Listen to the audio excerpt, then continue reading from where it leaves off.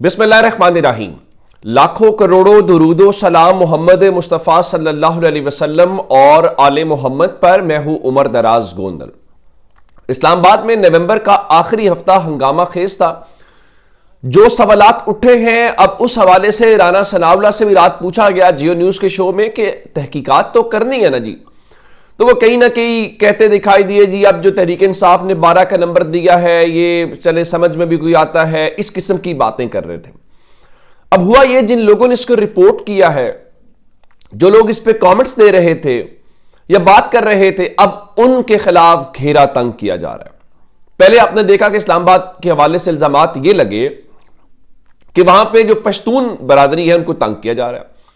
फिर खैबर पख्तूनख्वा की असेंबली से करारदाद भी आई और फिर हमने देखा कि वैसे भी सोशल मीडिया के ऊपर भी और लोगों ने वैसे भी आवाजें उठाई कि ये प्रोफाइलिंग ना करें, जो कानून अपना रास्ता जरूर ले लेकिन ये ना करें।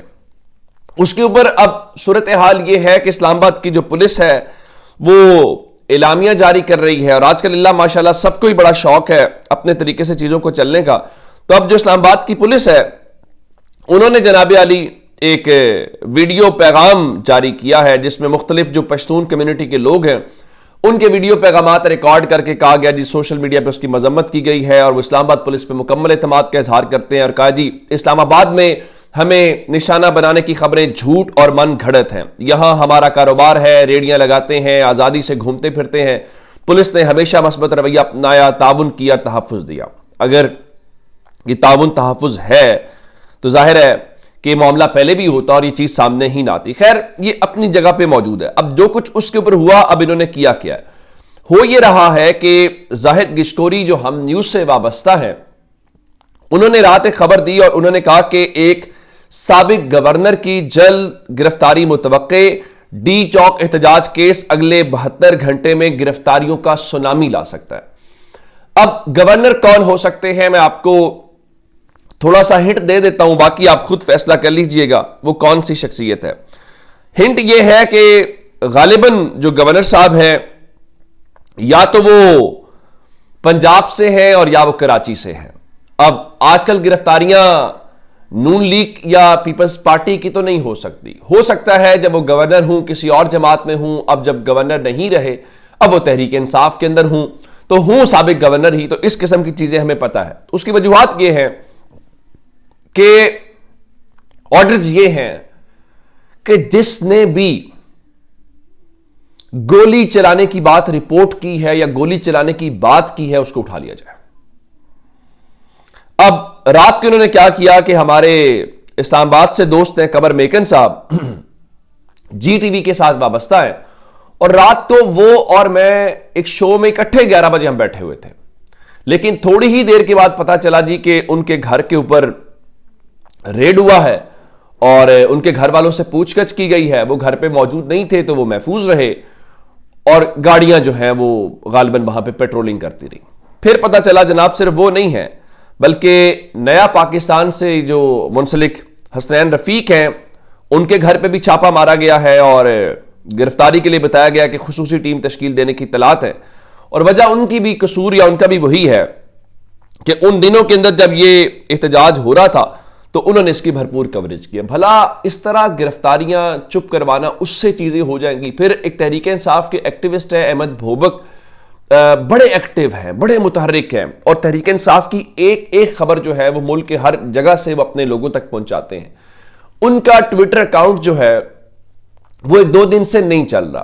तो जब उसकी मालूमात लेने की कोशिश की गई तो पता चला जो लोग बाहर होते हैं उसका एक आसान तरीका ये होता है कि पाकिस्तान में जो उनके घर वाले हैं, जो उनके रिश्तेदार हैं, उनको जरा काबू कर लिया जाए और उसके साथ दबाव डाल के कहा जाए जी आप तो उसको बंद करें। तो भोबक का जो वो इस ट्विटर अकाउंट है वो बंद है। कहने का मतलब है कि काम वहां से शुरू हुआ है और तमाशा पूरे मुल्क के अंदर लगता हुआ दिखाई दे रहा है। और इल्ला माशाल्लाह हमारे अदालतों को कोई फिक्र नहीं है और अदालतें इस क्या उन्हें करेंगी। कल आपको पता ही है जो कुछ जजेस के दरमियान हुआ। अब उस पर एक नई इत्तला आई है और ये इत्तला भी बड़ी हैरान कुन है। सीनियर कोर्ट रिपोर्टर हसनात मलिक साहब, उनका दावा यह है कि चूंकि कल बात हुई थी 26वीं आईनी तरमीम को फुल कोर्ट के सामने लगाने की, तो 26वीं जो आईनी तरमीम है اس کا جسٹس یحییٰ آفریدی نے تو کہہ دیا اس کا فیصلہ جو آئینی بینچ کی کمیٹی ہے اس نے کرنا ہے، لیکن ان کے مطابق ہو سکتا ہے کہ جو آئینی کمیٹی ہے وہ 26ویں آئینی ترمیم کا کیس فل کورٹ کے سامنے لگا دے۔ اگر فل کورٹ کے سامنے لگانا ہے تو آیا پورے سپریم کورٹ کو آئینی بینچ میں کنورٹ کرنا پڑے گا یا اس کا کیسے فیصلہ ہوگا؟ یہ ایک دیکھنے والی بات ہوگی۔ اور اگر یہ فل کورٹ لگا بھی دیتے ہیں تو پھر جسٹس یحییٰ آفریدی سے سوال ہوگا کہ جسٹس یحییٰ آفریدی صاحب اب اس کا کیا فائدہ ہے؟ آپ کی کیا وقت رہی یا آپ کا کیا کردار یا مقام رہا کہ جب آپ کے سامنے پٹیشنز آتی رہیں، جب آپ کو سینئر پیونی جج خط لکھتا رہا کہ کام کر لیں، آپ نے نہیں کیا اور آپ سے نہیں ہو پایا تو ایک اور جج کرے گا تو آپ کا کوئی قد بڑا تو نہیں ہو جائے گا۔ دیکھیں پاکستان کے لوگ دیکھ رہے ہیں، آنے والے دنوں کے اندر آپ پینڈنسیز دیکھیں گے، آنے والے دنوں کے اندر آپ دیکھیں گے کہ چیزیں کیسے ہوتی ہیں، اور پاکستان کے لوگ پہلے ہی جو نظام انصاف کے اوپر روزانہ کی بنیاد کے اوپر سوالات اٹھاتے ہیں وہ ہر گزرتے دن کے ساتھ کہیں گے کہ بھائی ہمیں کس چیز میں کر دیا ہے۔ اب آپ کو بھی پتہ ہے، سب لوگ کہہ رہے ہیں کہ یہ اچانک آئینی بینچ 8 فروری کا کیس بھی لگا دے، 9 مئی کا بھی لگا دے، فوجی عدالتوں کا بھی لگا دے، ارشد شریف صاحب کا بھی لگا دے، یہ سب لگا دے، تو آخر اس کی وجوہات کیا ہیں؟ بچہ کہہ رہا ہے اس کا مطلب یہی ہے کہ بہت ساری جگہوں کے اوپر کسی کو کلین چٹ دینی ہے، اس کا مطلب یہی ہے کہ عمران خان کے جو کیسز ہیں جو ان کو ریلیف چاہیے وہ ریلیف نہیں دینا۔ تو اب مجھے یہ بتائیے، یہ ہم تو لوگوں کو نہیں کہہ رہے، لوگوں کو خود بھی پتا ہے، اور دوسری جانب یہ وزراء کو کون سمجھائے؟ کل رانا ثناء اللہ نے ایک بات کی، اور جیو نیوز تو لگتا یہ ہے کہ وہ مسلم لیگ نون کا کوئی پلیٹ فارم ہے جہاں پہ وزراء اٹھتے ہیں ایک ایک کر کے ہر شو میں بیٹھتے ہیں، اور ایون شوز بھی پرماننٹ اور گیسٹ بھی پرماننٹ ہے۔ آپ نکال دیجئے رانا ثناء اللہ اور خواجہ آصف اور ایک دو اور وزراء کو تو آپ کو پتہ چل جائے گا۔ تو رانا ثناء اللہ نے رات کہا جی آرمی چیف کو گلہ یہ ہے کہ اگر 9 مئی کا ٹرائل ہو جاتا یا سزائیں ہو جاتی تو 26 نومبر نہ ہوتا۔ اب خواجہ آصف فرما رہے ہیں جی 9 مئی اور 26 نومبر کی بغاوتوں کا احتساب نہ ہوا تو مستقبل کے لیے دروازہ کھل جائے گا۔ اب ان دونوں واقعات کو، یعنی 9 مئی کو اور 26 نومبر کو، موجودہ وزیر دفاع صاحب جو ہیں وہ بغاوت کہہ رہے ہیں۔ اور اب لیکن سوال اس وقت یہ ہے کہ اگر 9 مئی کا ٹرائل مکمل نہیں ہو سکا تو آپ جناب 8 فروری کے بعد سے حکومت انجوائے کر رہے ہیں، تو سوال تو آپ سے ہونا چاہیے نا کہ چلیں وفاق کی ایک اور بات ہے، پنجاب میں کس کی حکومت ہے؟ مسلم لیگ نون کی حکومت ہے، اور پروسیکیوشن کس کا ادارہ ہوتا ہے؟ گورنمنٹ کا ادارہ ہوتا ہے۔ تو جب آپ ثابت نہیں کر پائے، اب آپ اس کو شفٹ کرنا چاہتے ہیں عدالتوں کے اوپر کہ اسٹیبلشمنٹ کا جو کانفلکٹ ہے وہ عدالتوں کے اوپر آئے، وہ تو پہلے ہی عدالتوں کے پر کاٹ چکے ہیں، پر کاٹ رہے ہیں، تو اس میں آپ کو سمجھ نہیں آتی کہ کیا فائدہ ہوگا۔ آج ایک ایسا ہی، اب مسلم لیگ نون جو بات خود سے نہیں بن رہی، اب میڈیا کے ذریعے بات بنوائی جا رہی ہے۔ آج سہیل وڑائچ کا ایک آرٹیکل جس طرح انہوں نے پہلے لکھا آج پھر ویسا ہی ہے، معلوم نہیں کہ وہ آج کل کر کیا رہے ہیں۔ آرٹیکل ہے جی بھینسا اور بکرا، میں اس کا آپ کو پیرا پڑھ کے دے دیتا ہوں۔ بکرے کو جب بار بار شکست ہوتی رہی، بھیڑ بکریوں کے اکٹھ کام آئے نہ میں کام آئی۔ اب کس کے اکٹھ کو؟ بھیڑ بکریوں کا اکٹھ کہا جا رہا ہے۔ نہ گیدڑ قاضی بولے، نہ مغربی اور خلیجی جنگلوں سے کوئی امداد ملی تو اس نے آخری کارڈ کھیلنے کا فیصلہ کیا۔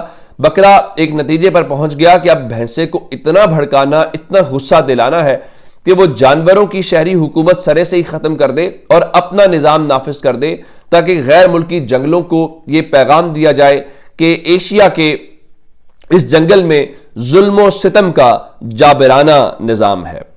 مجھے نہیں معلوم کہ سب لوگ کہتے ہیں جی سہیل وڑائچ صاحب جو ہیں وہ دانشور ہیں، اور دانشور کے پاس الفاظ نہ ہو اور اس قسم کے الفاظ کا استعمال یہ سمجھ سے بالاتر۔ اپنا بہت سارا خیال رکھیے گا۔ خدا حافظ۔